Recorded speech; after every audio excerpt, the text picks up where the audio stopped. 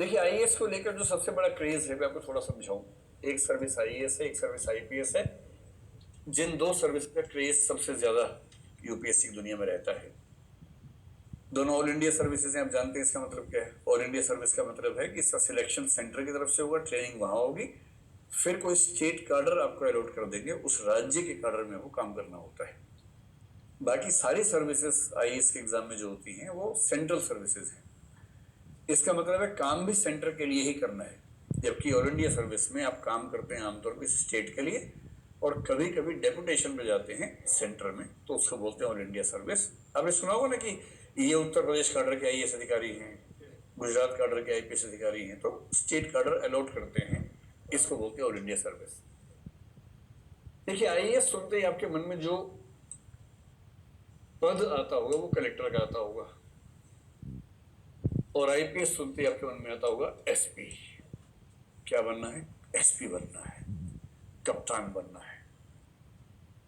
और आईएएस समझ कलेक्टर, क्योंकि देश संभालने वाला पीएम, राज्य वाला सीएम, और जिला संभालने वाला डीएम। तो आपको लगता है कम से कम एक जिले में हमारी हुकूमत होनी चाहिए। और वाजिद अली शाह के बाद हमारा ही नाम लिया जाए, इस जिले के नवाब कौन है, तो इस जिले के नवाब हम हैं, ऐसा भाव मन में आता हो। लेकिन इंटरेस्टिंग बात यह है कि आईएएस को लेकर हमें बहुत कम जानकारी है। आईएएस बनने का असली मजा कलेक्टर होने में नहीं है। कलेक्टर होना तो उसका बहुत शुरुआती स्तर है। आप आईएएस बनेंगे मुश्किल से 5 या 6 साल में, उसमें से 2 साल की ट्रेनिंग भी शामिल है, ट्रेनिंग मिला के बता रहा हूं। मुश्किल से 5-6 साल में अगर आप ठीक राज्य में हैं और आपका काम करने का तरीका ठीक रहा है, तो आप किसी जिले के मुखिया बन जाते हैं। उसका नाम कलेक्टर हो सकता है, डीएम हो सकता है, डीसी हो सकता है, अलग अलग राज्य में नाम अलग अलग होता है, जो भी नाम हो। और यदि आपका काम ठीक है और आपका मुख्यमंत्री आपसे प्रसन्न है आपके काम को लेकर, तो आप लगभग 8 साल तक कलेक्टर रह सकते हैं। पहले 3-4 साल छोटे जिलों में, जैसे उत्तर प्रदेश की बात करूं तो सीतापुर में हो गए, है ना, हरदोई में हो गए, या जो कन्नौज है उसमें हो गए। और जब आप 9 साल की सर्विस कर चुके होते हैं, उसके बाद बड़े जिले आपको मिलने शुरू हो जाते हैं। और बड़े जिले का मतलब जैसे बरेली हो सकता है बड़ा जिला, मुरादाबाद हो सकता है। कोई बरेली से है यहाँ पर? अच्छा, इतनी खुश होगी इस बात से, क्या बात है। आप बरेली से, तो ये बताइए कि झुमका वहां क्यों गिरा था?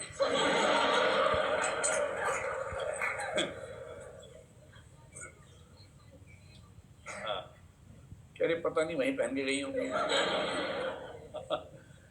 बरेली के बच्चों से आईएएस सवाल में कभी कभी ये सब पूछ लेते हैं। पूछा था? किसका इंटरव्यू था? अच्छा, टीआईएफआर का आपने दिया था इंटरव्यू? स्टूडेंट ने, तो उससे पूछा गया, तो उसने क्या कहा? टाटा इंस्टीट्यूट फंडामेंटल रिसर्च में ये सब पूछते हैं कि झुमका कहाँ गिरा। उनको तो पूछना चाहिए झुमका कौन सी धातु का बना होता है, वो मूल धातु है या यौगिक है, वो सब पूछ। खैर, तो 9 साल की सर्विस के बाद कुछ बड़े जिलों में आपको भेजेंगे डीएम बना के, और आप आईपीएस तो एसपी बना के भेजेंगे। इसको एसएसपी कह देते हैं, हमने सुना होगा भाई।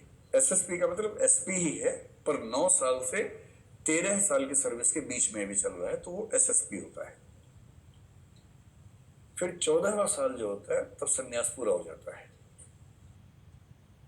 या वनवास पूरा हो जाता है कह लीजिए। उसके बाद आप उन पदों पर जाएंगे जो पद 24 घंटे जागने वाले नहीं है। आप कलेक्टर होते हुए ठीक से सो नहीं सकते हैं, एसपी होते हुए सो नहीं सकते हैं, क्योंकि जो आपका सोने का समय है वो अपराधियों के जागने का समय है।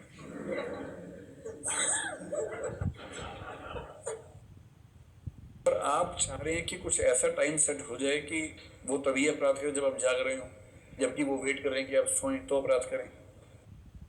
तो जैसे ही आप सोएंगे उससे 2 घंटे बाद फोन आएगा कि जनाब, बोलते हैं अधिकारी को, जनाब हत्या हो गई है, जनाब मर्डर हो गया है, जनाब ये हो गया है। और फिर वो आप देखते हैं कि 3-4 और फोन आए हुए हैं, डीआईजी का है, आईजी का है, ACS होम की मिस्ड कॉल है, वो देखते ही लगता है कि अब तो गया सब। ACS समझते क्या होता है? Additional chief secretary home. जो होम सेक्रेटरी एक तरह से मान लीजिए, उसको स्टेट्स में बोलते हैं ACS होम।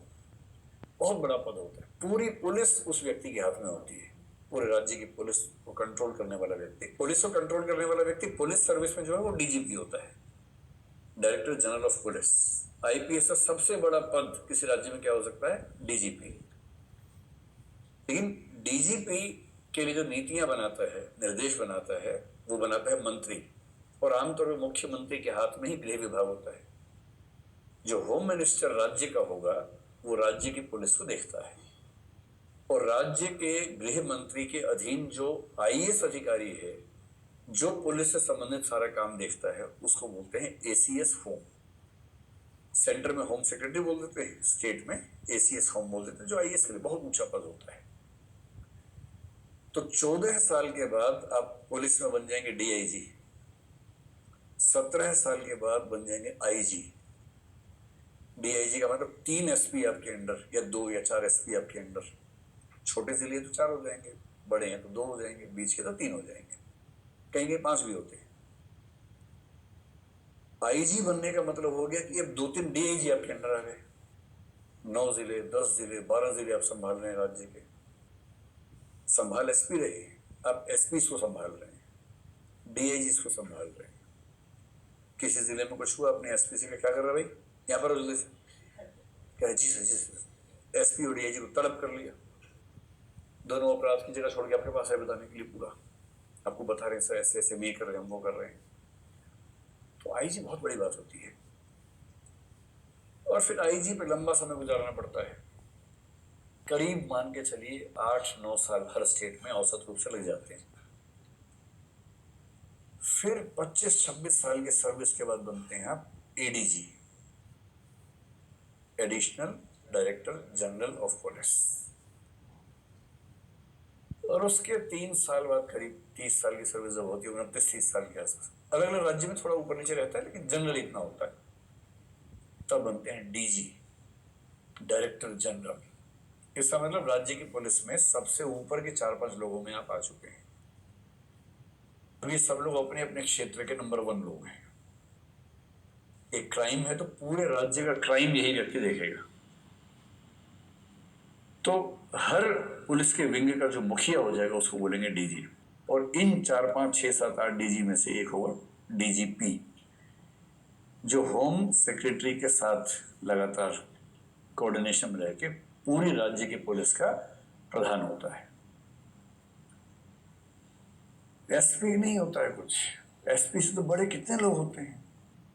DIG है, IG है, ADG है, फिर कहीं कहीं स्पेशल DG होते हैं, SDG, फिर DG होते हैं, फिर DGP होता है।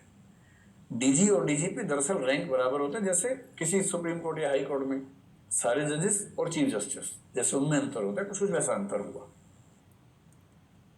और अगर IAS में है तो IAS में सपना देखते हैं तो ठीक से देखिए, कलेक्टर वाला मत देखिए, थोड़ा बड़ा स्तर सोचिए। 14 साल तक आप अधिकतम 13-14 साल की सर्विस तक आप प्राय कलेक्टर रह सकते हैं किसी बड़े जिले में। फिर आपको भेजेंगे सचिवालय में या दिल्ली भेज देंगे सेंटर में। अगर सेंटर में भेजा तो 14वें साल में आप वहां जब जाएंगे तो डायरेक्टर बन के जाएंगे। तो डायरेक्टर बहुत बड़ा रैंक होता है। डायरेक्टर का मोटा मोटा मतलब ये हुआ कि जैसे कोई एक संस्थान चुन लीजिए, जैसे केंद्रीय विद्यालय आपने सुना होगा। देश और विदेश में जितने केंद्रीय विद्यालय हैं, केंद्रीय विद्यालय संगठन KVS, उसका जो मुखिया होता है डायरेक्टर होता है। हजारों स्कूल हैं, उन सब के प्रिंसिपल, स्टाफ, सारी चीजें उसके कंट्रोल में है। तो राज्य में तो हो सकता है आपको बना दें डायरेक्टर टेक्निकल एजुकेशन, पूरे राज्य के जितने तकनीकी शिक्षा वाले इंस्टीट्यूशन से उनके प्रमुख आप हो गए। 17 साल की नौकरी के बाद आप बन जाते हैं सेंटर में जॉइंट सेक्रेटरी। और जॉइंट सेक्रेटरी का मतलब इतना ऊंचा पद है, बस वही है कि आपकी प्रकृति वैसी हो। जैसे मिनिस्ट्री ऑफ फाइनेंस में जॉइंट सेक्रेटरी बैंकिंग एक पद है, जिसका मतलब है कि देश के सारे बैंक पर व्यावहारिक प्रशासनिक नियंत्रण जिस व्यक्ति का है वो जॉइंट सेक्रेटरी बैंकिंग होता है। ऐसी ताकत joint secretary navy, joint secretary air force, पूरी एयरफोर्स के साथ जो प्रशासनिक संवाद होने वाला है उसके मुखिया आप बन जाते हैं। फिर करीब 8-9 साल बाद एडिशनल सेक्रेटरी, 25-26 साल की 27 साल की जॉब में, सेक्रेटरी करीब 30 साल की जॉब में, और सेक्रेटरी का मतलब केंद्र सरकार में उस पूरे मंत्रालय का जो मुखिया है वो आप हैं।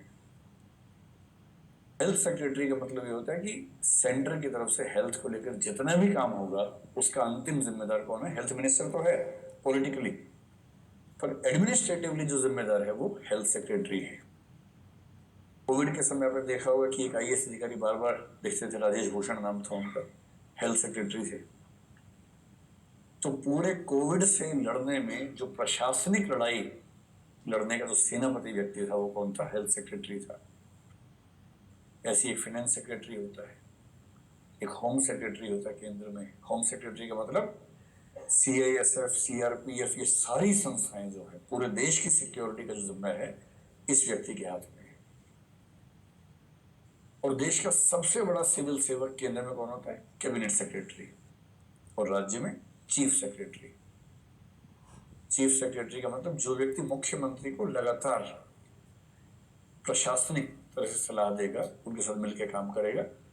और कैबिनेट सेक्रेटरी का मोटा मोटा मतलब जो प्रधानमंत्री के साथ लगातार टच में रहेगा, उन्हें प्रशासनिक सलाह देगा, उनके अनुसार काम करेगा।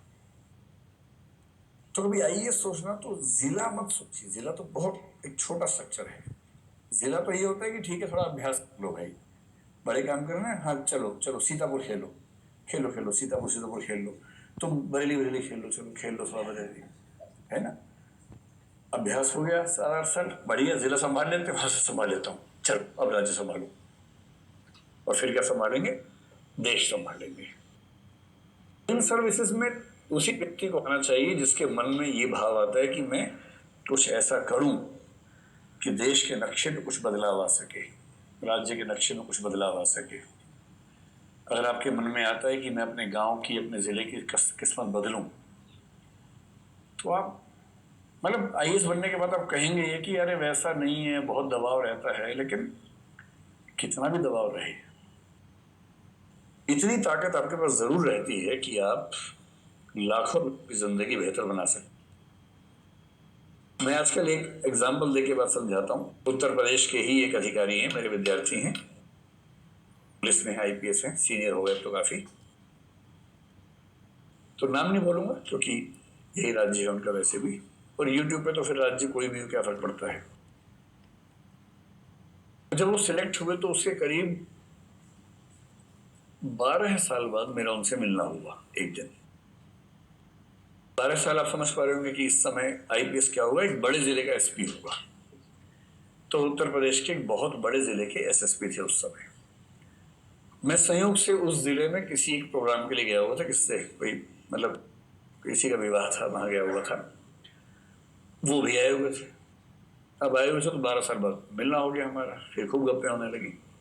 फिर हम 4-5 घंटे रात को 2-3-4 बजे तक साथ बैठे, बात करते रहे। मैं उनके बारे में जो जानता हूँ वो सत्वगुण का व्यक्ति है। सत्वगुण समझते हैं ना, मन करता है पढ़ने का, संगीत का, कला का, बहुत शांत स्वभाव का व्यक्ति। इतना शांत कि उससे बात करके आपको, आप भी शांत हो जाए, इतना शांत व्यक्ति है कि मजा आ जाएगा आपको बात करके।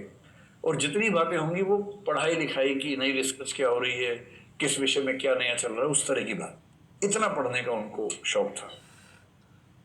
भारत में दुर्भाग्य ये भी कि जो लोग बहुत अच्छा पढ़ना चाहते हैं उनको पढ़ाई के रास्ते पे आगे बढ़ना आसान नहीं होता है।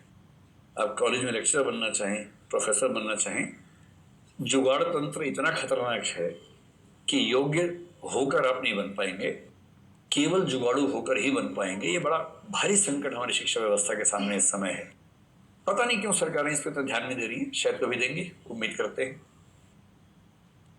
तो उसका मन तो था प्रोफेसर बनने का, शायद मुझे लगता है उसको समझ में आ गया होगा कि बहुत आसान नहीं है, तो उसने आईएएस एग्जाम दे दिया और रैंक थोड़ा सा पीछे रहा तो आईपीएस बना। काडर यही है। 12 साल बाद